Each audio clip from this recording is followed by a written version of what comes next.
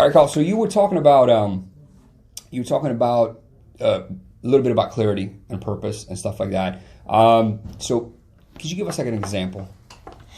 Well, sure. Again, I say the greatest value of a person is when they live life from their values and passion. Mm-hmm. You know, their vision, purpose, meaning, mission, and it's a transformation. Like what we're saying here is that you're shifting from living your life like an engineer with a spreadsheet every day, how many transactions and numbers and all that, to living your life more like an artist. Like, it becomes important, like who you are.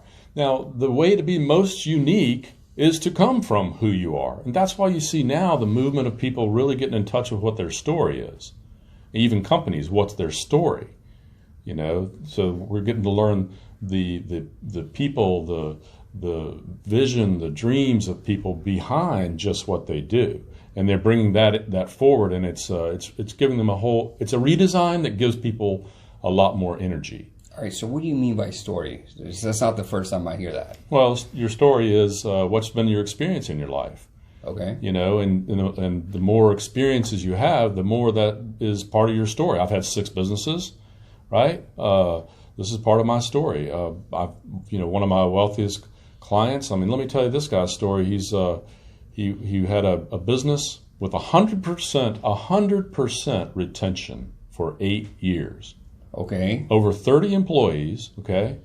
I think it was 50 or 70 employees, but anyways, it was over 30 employees, 100% retention. Now, retention is a huge problem these days, right? It is, yeah. 70% people are 70% actively or passively disengaged in their work, okay? That's a Gartner study statistic. So this person had 100% retention for 8 years. Now, let me tell you what kind of person this CEO was. I won't use his name. But let me tell you what kind of person he was. I went out to his ranch. He has a huge ranch, and I went out to his ranch. It was raining cats and dogs the day I went out there. He invited me out there to have dinner and meet with him and some of his people.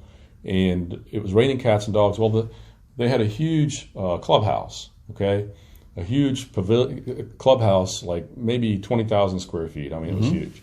Well, it only had one entrance, and the entrance had a covered roof for just about one car, really, to pull up, let people out, and go on the building. Well, I was following him when we went there. When we went there, I was following him. So he was in his car, and I was in my car following him.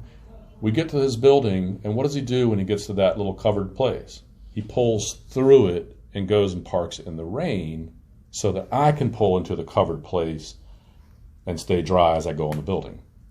Mm-hmm. That's the kind of person he is. Okay? So he put his employees first. Basically. He puts people first. People know that he cares about them. They know that he cares about them, and care is usually, care is a huge component of trust. Listening to people and that they know you care about them is a huge component of trust. Now, trust is really hard these days, right? There's so many conflicts and there's so many distractions and noise in a person's life that it's hard for people to get into a relationship of real deep trust. But he had that.